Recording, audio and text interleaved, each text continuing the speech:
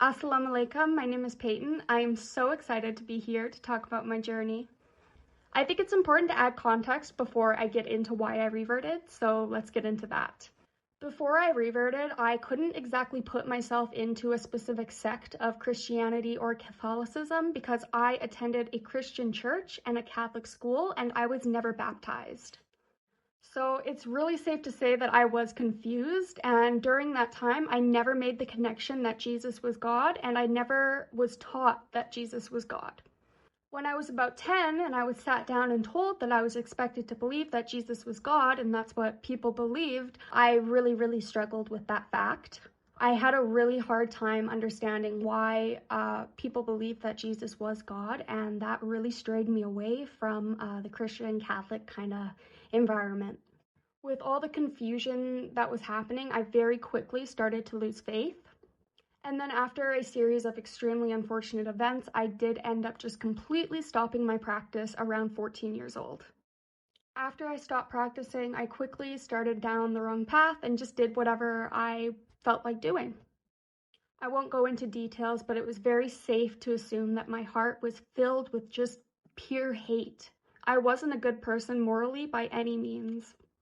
When I was 19, my brother ended up passing away from a fentanyl overdose. As somebody who struggles very potently with mental illness, his death almost killed me as well. At that point in my life, I hit a low that I never thought would be possible. But also with that grief, I became extremely terrified for my brother. Although I wasn't practicing anymore, I still believed in God, and for the first time in years, I absolutely feared his wrath. The thought of my brother being punished in the hereafter is actually what ended up causing me to look for God again. The way that I saw it was if I found God, maybe I could possibly save my brother. I obviously started by looking back into Christianity and Catholicism, and then I went and looked into Judaism. The reason that I waited so long to look into Islam is because I didn't know that Islam was Abrahamic, and I believed in God, I believed in the prophets. It was actually on TikTok that I found out that Muslims believed in the same God that I did. I started researching, and after realizing that my views aligned very well with Islam in terms of the Prophet and beliefs, it was very easy for me to start my conversion. And I did decide to wait until I was 100% sure that Islam was the truth before I converted. I did convert last Ramadan, alhamdulillah, in 2023. Of course, with converting, everything about my life changed. As I had mentioned before, I struggle very potently with mental illness, and I am diagnosed with 4 different mental illnesses as of today.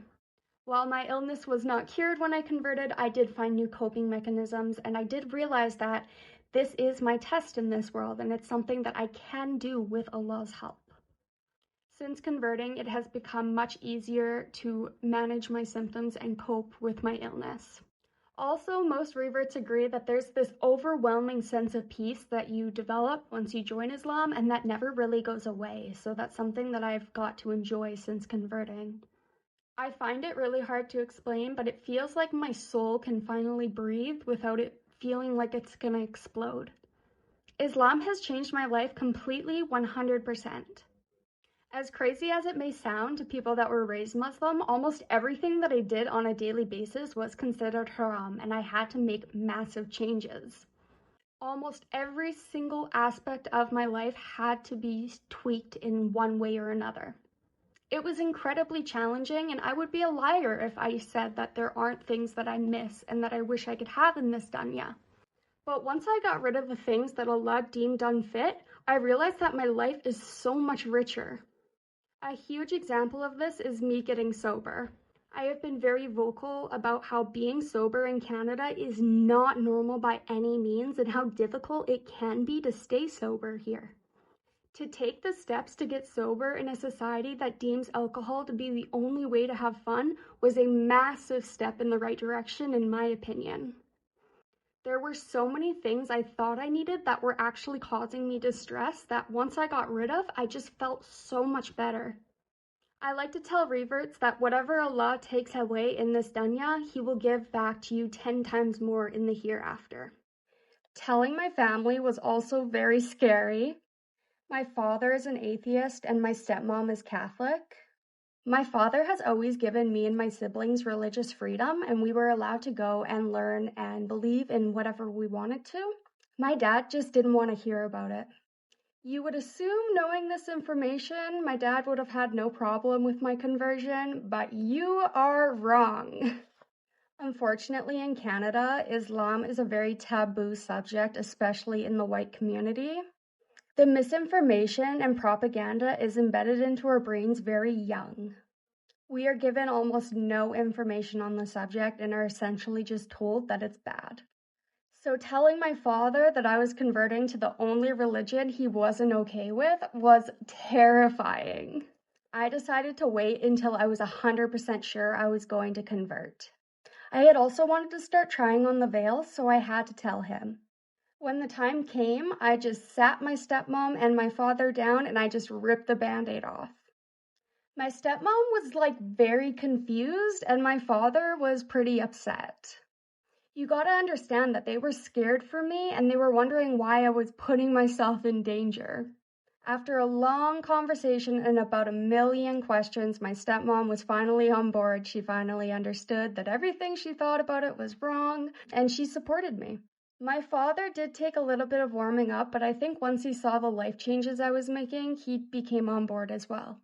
It just took a little time. One of my biggest motivators to convert was actually the hijab. When looking into Islam, I immediately fell in love with Eastern and modest fashion. I knew that even if I didn't become Muslim, I would probably put on the hijab and start dressing modestly. But please do not get it confused.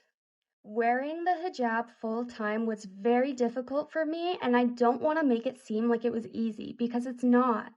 I believe truly that the hijab is just another test for women. It's not comfortable to wear, it's hot, it's a sensory nightmare for neurodivergent people, and it's simply inconvenient. But that does not mean that it is not mandatory for women. I think it's important to see both sides, especially when you see a sister who is struggling to wear the hijab. I started wearing my hijab at home. I ordered a pack of 5 chiffon hijabs and 1 undercap. When I started wearing the hijab, I told myself that I would only wear it when I wanted to. And because I loved the fashion at the time, I wanted to wear it all the time when I was at home. So I did. It did take me a few months to develop the courage to wear the hijab outside. But once I did, I started to want to wear it more and more and more. There were days where I just didn't want to wear it at all, and I did give myself that freedom at first. The way that I saw it was, if I forced myself to wear the hijab, the chances of me wearing it long-term throughout my lifetime were low. I probably wouldn't. I'd probably take it off. So I only wore it when I wanted to, and I did not force myself to wear it at all, and I would encourage sisters to do the same. Because once I wanted to start wearing it all the time, I've never felt inclined to take it off since. Because I gave myself the time to fall in love with a hijab, I now found all the styles that I enjoy, and I no longer feel like it's the societal expectation. I know why I wear it, and I love to wear it. I kind of treated it like riding a bike. If you are a sister and struggling to wear your hijab, don't listen to anybody's criticism. Just listen to Allah. Listen to your heart and wear it just when you want to at first, only when you feel like it. I promise you, if you're patient with yourself, you will fall in love with the hijab the same way that I did. That is my story. It's a little bit bittersweet, but I couldn't be happier where I am today. Thank you guys so much for listening to my story. It means so much knowing that people are interested in everything that I've been through and what I have to say. Assalamu alaikum. I hope that you have a wonderful, wonderful week.